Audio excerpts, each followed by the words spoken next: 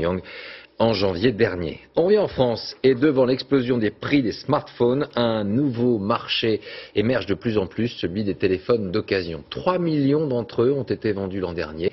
Alors, où les trouver? Magasins de dépôt-vente, Internet, petites annonces. Derrière les bonnes affaires, il y a aussi parfois, sans surprise, quelques arnaques. Mathieu Lignot, Daniel Lévy. Difficile de s'en passer, dans la main ou à l'oreille. Il se vend chaque année de plus en plus de téléphones portables. Et sur cet énorme marché, celui du smartphone d'occasion est encore plus dynamique. L'année dernière, 3 millions d'appareils de seconde main ont été vendus. Alors acheter un téléphone d'occasion, est-ce une bonne affaire ou prendre un risque? C'est d'occasion, mais en très bon état. Dans les dépôts-ventes, le téléphone d'occasion est devenu une spécialité. Le rayon a ses habitués et même ses inconditionnels. Applications en plus. La semaine passée, j'ai acheté ça.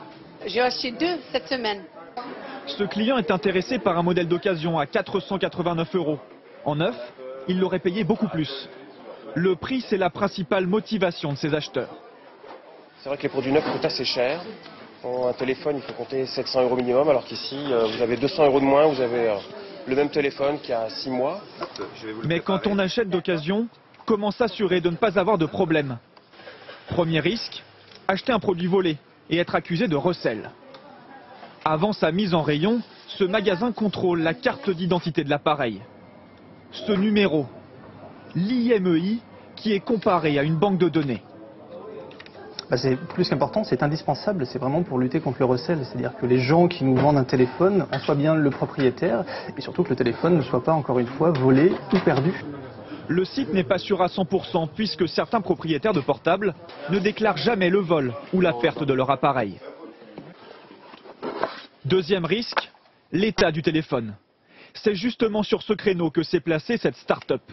Son but, servir d'intermédiaire entre particuliers, le vendeur et l'acheteur, en certifiant le bon état des appareils vendus. Créée il y a 6 mois, l'entreprise est déjà rentable. Un smartphone aujourd'hui a 3 propriétaires en 2016, donc ce qui explique complètement l'engouement qu'il existe sur ce marché et le besoin qu'a aujourd'hui l'acheteur et qu'a aussi le vendeur.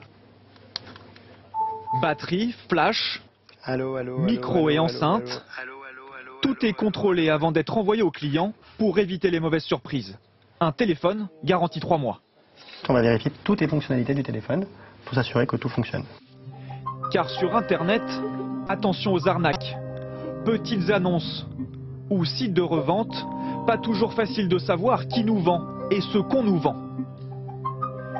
Philippe Grégoire pensait avoir fait une bonne affaire en achetant en ligne ce téléphone. Mais une fois le produit reçu, problème. Ça ne marche même pas alors que le site prétend que tous ces produits sont testés avant expédition. C'était la douche froide. Moi j'appelle ça une escroquerie.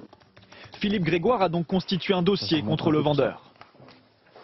Le procès verbal de plainte au commissariat, le signalement sur un portail gouvernemental sur Internet. Des démarches qui ont peu de chances d'aboutir, comme souvent dans ce genre d'arnaque. La consigne avant d'acheter un téléphone d'occasion, bien vérifier sa provenance. Partons maintenant pour un voyage à la découverte de l'un